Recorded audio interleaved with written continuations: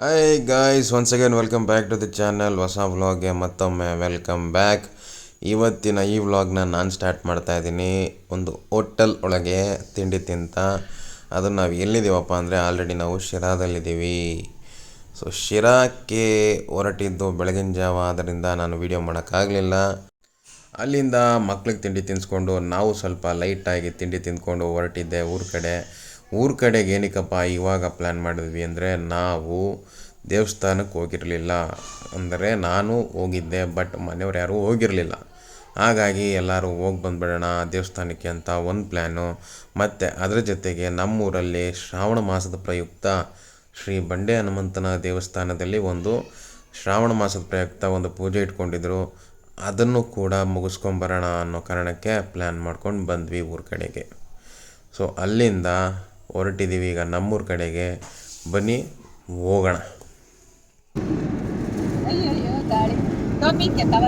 ಇಲ್ಲಿ ನೋಡಿ, ಇಲ್ಲೇನೋ ಮಾಡಿದ್ರಲ್ಲಮ್ಮ, ಇದು ನೋಡಿ ಹೆಂಗೈತೆ. ಯಾತ ಇಲ್ಲಿ ನೋಡಿ ಹೆಂಗೈತಿ, ಶುದ್ಧ ಐತೆ. ಟವರ್ ಅಲ್ಲ ಅದು, ಅಲ್ಲಿ ಬುಕ್ಕಾಪಟ್ನ ರೋಡ್ನಾಗ ಇತ್ತು ಆ ಥರದ್ದು. ಇಲ್ಲಿ ಮಾಡ್ಯಾರ ಈಗ ಮೇಡಮ್. ಇಲ್ಲೂ ಸಖತ್ತಾಗಿರೋ ತಿಂಡಿ. ಎಮ್ಮರ್ ಮಾಡಿ ನೋಡಿ ಹೆಂಗೈತೆ.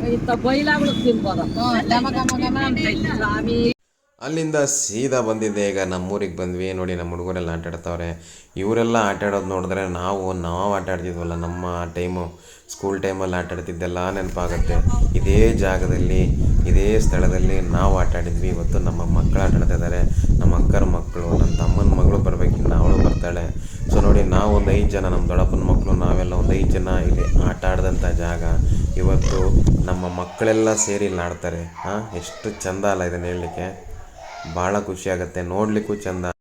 ಸೊ ಈ ಜಾಗದಲ್ಲಿ ನಮ್ದು ಇರೋದು ಅಷ್ಟಿಷ್ಟಲ್ಲ ಮೆಮೊರಿ. ಅಲ್ಲಿ ಹಿಂದ್ಗಡೆ ಅಲ್ಲಿ ನಮ್ಮ ತಂದೆಯವರ ಆ ಜಮೀನು ಇದೆಯಲ್ಲ, ಆ ಜಮೀನಲ್ಲೊಂದು ತೊಟ್ಟಿ ಇತ್ತು. ತೊಟ್ಟಿ ಇನ್ ದ ಸೆನ್ಸ್ ಅದು ಹೊಂಡ, ಕೃಷಿ ಹೊಂಡ ಥರ ಚಿಕ್ಕದಾಗಿ ಮಾಡಿದ್ರು. ಒಂಥರ ನೀರು ನಿಂತು ಗಲೀಜಾಗಿರೋದು. ನಾನು ನನ್ನ ತಮ್ಮ ಅಲ್ಲೇ ಈಜಾಡ್ತಿದ್ದೀವಿ ಹೋಗಿ. ಊರಿಗೆ ಬಂದರೆ ಆಗೋ ಸಂತೋಷ ಇದೆಯಲ್ಲ, ಅದು ಹೇಳಲಿಕ್ಕಾಗಲ್ಲ ಬಿಡಿ. ಅಷ್ಟು ಸಂತೋಷ ಊರಿಗೆ ಬಂದರೆ. ಆದರೆ ಇವತ್ತಿನ ಈ ಕಾಲಘಟ್ಟದಲ್ಲಿ ಹೋದರೆ ಒಂದಿನ, ಬಂದರೆ ಒಂದಿನ, ಹಿಂಗಾಗಿದೆ.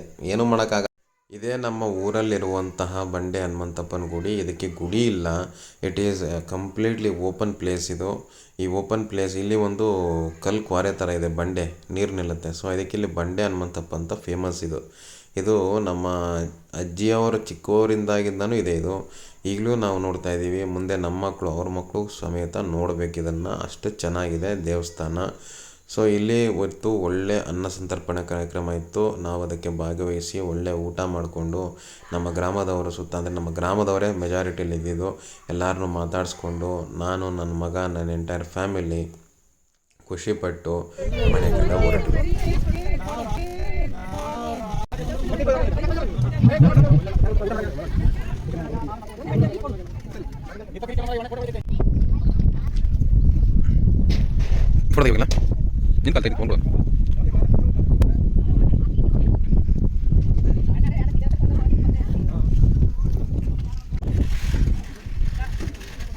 ಅಲ್ಲಿಂದ ನಾವು ನಮ್ಮ ಎಲ್ಲ ಕೆಲಸಗಳು, ಕಾರ್ಯಗಳನ್ನು ಮುಗಿಸ್ಕೊಂಡು ರೆಸ್ಟ್ ಮಾಡಿ ಚೆನ್ನಾಗಿ ನಿದ್ದೆ ಹೊಡೆದು ಒಂದೊಂದು ರೌಂಡು ಮಕ್ಕಳು, ನಾವು ಎಲ್ಲ ಸುಸ್ತಾಗ್ಬಿಟ್ಟಿದ್ವಿ. ಬೆಳಗ್ಗೆ 3 ಗಂಟೆಗೆ ಮೈಸೂರನ್ನ ಬಿಟ್ಟು ಅಲ್ಲಿಂದ ಸೀದಾ ಹೊರಟಿದ್ದೆ ನಾವು. ನಮ್ಮ ರಾಖಿಯವರ ವೈಫವರು ಅಲ್ಲಿ ಮಗಳಿದ್ಲು, ರಾಖಿ ಮಗಳನ್ನ ನೋಡಿಕೊಂಡು ನಾವು ಸೀದಾ ಮನೆ ಕಡೆ ಬಂದು ಊಟ ಮಾಡಿಕೊಂಡು. ನೋಡಿ, ಇದು ನೆಕ್ಸ್ಟ್ ಡೇ ಮಾರ್ನಿಂಗ್.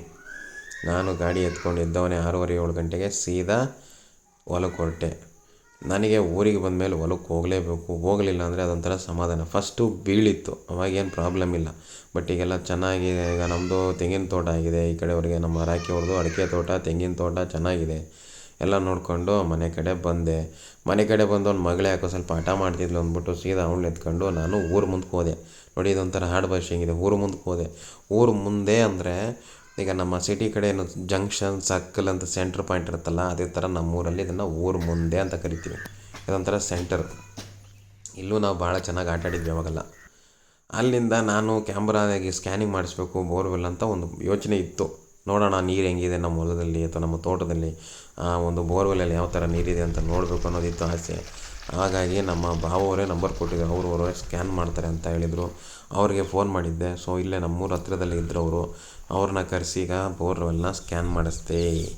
ನಮ್ಮದು ಟೋಟಲ್ ಬೋರ್ ಆಗಿದ್ದಿದ್ದು ಎಷ್ಟಪ್ಪ ಅಂದರೆ 760 ಅಡಿ ಬೋರ್ ಆಗಿದ್ದು, ಅದರಲ್ಲಿ ಒಂದು 80 ಅಡಿ ಮುಚ್ಚೇ ಹೋಗಿದೆ. ಇದು ಎಷ್ಟು ಅಡಿ ಕೆಪಾಸಿಟಿ ಅಣ್ಣ? 1000 ಅಡಿ ಎಷ್ಟು 680 ಅಡಿ ಬೋರು. ಈ 680 ಅಡಿ ಬೋರ ನೀರು ಯಾವ ಥರ ಇದೆ ನೋಡೋಣ ಅಂತ ಹಾಕ್ಸ್ದೆ. ಸೊ ಪರವಾಗಿಲ್ಲ, 1.5 ಇಂಚ್ ನೀರಿದೆ. ಏನು ಇಂಥ ಮಳೆಯೆಲ್ಲ ಟೈಮಲ್ಲೂ ಕೂಡ 1-1.5 ಇಂಚ್ ನೀರಿದೆ ಅಂತ ಪಾಪ ಅಣ್ಣನೇ ಹೇಳಿದ್ರು. ಸುತ್ತ ಅವರು ಸ್ಕ್ಯಾನಿಂಗ್ ಮಾಡ್ತಾ ಅವ್ರಿಗೆಲ್ಲ ಐಡಿಯಾ ಇರುತ್ತೆ ಹಿಂಗೆ ಸುತ್ತಮುತ್ತ ಅಂತ. ಹಾಗಾಗಿ ಅವ್ರು ಹೇಳಿದ ಪ್ರಕಾರ ಈಗ ಅವರು ಸುತ್ತಮುತ್ತ ಸ್ಕ್ಯಾನ್ ಮಾಡಿದ ಪ್ರಕಾರ ಎಲ್ಲ ಬೋರ್ವೆಲ್ಗಳಲ್ಲಿ ನೀರೇ ಇಲ್ಲ, ಫುಲ್ ಡ್ರೈ. ನಮ್ಮ ಬೋರ್ವೆಲ್ ಅಟ್ಲೀಸ್ಟ್ ಈ 1 ಇಂಚ್ 1.5 ಇಂಚ್ ನೀರು ಬರ್ತಾ ಇದೆಯಲ್ಲ, ಖುಷಿ ಪಡಿ ಅಂತ ಅಂದರು ನಮಗೂ ಖುಷಿ ಆಯಿತು. ಹಂಗೆ ಮನೆ ಕಡೆ ಬಂದು ಸ್ನಾನಾಗಿ ನಾವು ಮಾಡಿಕೊಂಡು ಸ್ವಲ್ಪ ಎಲೆ ಅಡಿಕೆ ಹಾಕ್ಕೊಂಡು ಸೀದಾ ಹೊರಟಿದ್ವಿ. ನೋಡಿ ರೆಡಿಯಾಗಿ ನಿಂತಿದ್ದೀನಿ, ವೆಯ್ಟ್ ಮಾಡ್ತಾಯಿದ್ದೀನಿ. ಈಗ ನಮ್ಮ ರಾಕೇಶನು ಮತ್ತು ನಮ್ಮ ಸಿಸ್ಟರ್ ಸುರಕ್ಷಿತ್ ಅವರು ಬರಬೇಕಿತ್ತು. ಹಾಗಾಗಿ ಎಲ್ಲರೂ ಹೊರಟು ಅವ್ರು ಬಂದ ತಕ್ಷಣ ಹೊರಟ್ಬಿಡೋಣ ಅಂತ ಎಲ್ಲ ರೆಡಿಯಾಗಿ ಕೂತಿದ್ವಿ. ಆ ಟೈಮಲ್ಲಿ ನಮ್ಮ ದೊಡ್ಡಪ್ಪ ನನ್ನ ಮಗಳನ್ನ ಎತ್ಕೋಬೇಕು ನಾನು ಅಂತ ಪಾಪ ಅವ್ರು ಎತ್ಕೊಂಡ್ರು. ಅವಳು ಅಳ್ತಾಳೆ ಯಾವಾಗಲೂ ನಮ್ಮ ದೊಡ್ಡಪ್ಪನ ನೋಡಿದ್ರೆ ಅಂದ್ಬಿಟ್ಟು ಅವ್ರಿಗೊಂದಿದ್ದಿತ್ತು. ಅವ್ರು ಎತ್ಕೊಂಡ್ರು, ಫುಲ್ ಹತ್ಬಿಟ್ಲು, ವಾಪಸ್ ಕೊಟ್ಟರು. ಹಾಗೆ ನೋಡಿ ಬಂದರು ನಮ್ಮ ಬಾಬವರು, ಸುರಕ್ಷಿತ್ ಅವರು ಮತ್ತು ಮಕ್ಕಳು ಎಲ್ಲ ಬಂದರು ಕಾರಲ್ಲಿ. ಇವ್ರು ನಮ್ಮ ವೈಫು ಆ ಕಡೆಯಿಂದ ಸುಮ್ಮನೆ ನಡ್ಕೊಂಬರ್ತಾರೆ. ಹಾಗೆಲ್ಲ ಇವ್ರು ಬಂದರು ನೋಡಿ ಇಲ್ಲಿ.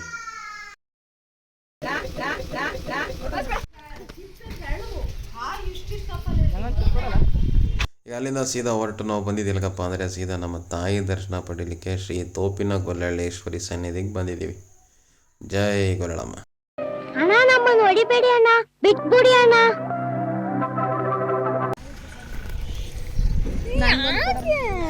ಸೊ ನಮ್ಮ ದೇವಸ್ಥಾನಕ್ಕೆ ಬಂದಾಗ ನಾವು ಏನಾದರೂ ಸ್ವಲ್ಪ ಪಲ್ಲರ ಹಂಚ್ಬೇಕು ಅನ್ನೋದೊಂದು ಉದ್ದೇಶ ಇತ್ತು. ಹಾಗಾಗಿ ನಮ್ಮ ದೇವಸ್ಥಾನಕ್ಕೆ ಬಂದಾಗ ನಾವು ಯೂಶ್ವಲಿ ಬಾಳೆಹಣ್ಣು ಪಲಾರನೋ ಇಲ್ಲ ಅವಲಕ್ಕಿ ಪಲಾರನೋ ಮಾಡ್ತಾಯಿರ್ತೀವಿ. ಅದೇ ರೀತಿ ಇವತ್ತು ಅವಲಕ್ಕಿ ಪಲಾರ ಮಾಡಿದ್ವಿ.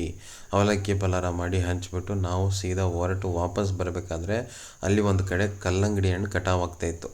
ಹೋಗಿ ಒಂದು 2 ಕಲ್ಲಂಗಡಿ ಹಣ್ಣು ಇಸ್ಕೊಂಡು ಸೀದಾ ಅವತ್ತು ನೈಟು ನಮ್ಮ ವೈಫ್ ಊರಿಗೆ ಹೋಗಿ ಅಲ್ಲಿಂದ ಬೆಳಗಿನ ಜಾವ 3 ಗಂಟೆಗೆದ್ದು ಸೀದಾ ಮೈಸೂರು ಕಡೆಗೆ ಬಂದ್ವಿ.